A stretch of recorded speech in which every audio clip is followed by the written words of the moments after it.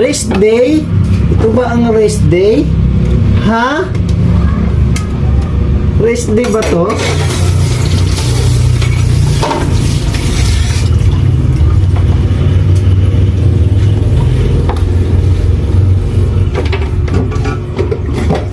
Anak ng 7 kabayo naman to.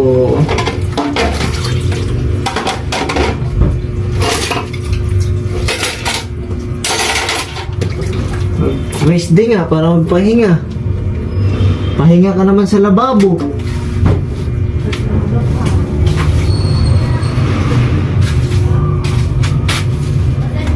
Ano na?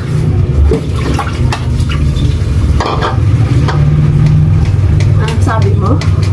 Ang sabi mo? Rest day? Rest day ko ngayon tapos pinag-uugas mo pa ako.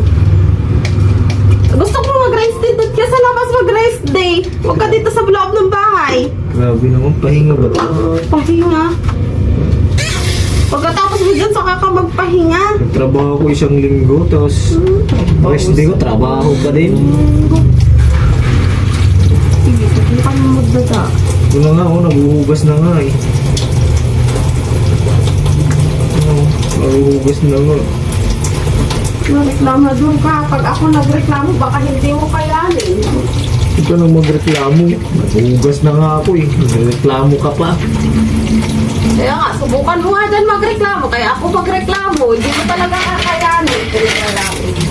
Hindi na nga nagre-reklamo eh. Nagsasabi lang eh.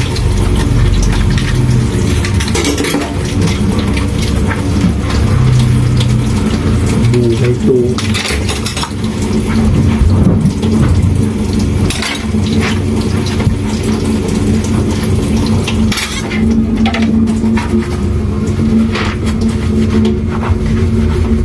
Kanton lang naman ang inulam tapos ang laki-laki ng sandok na ginamit.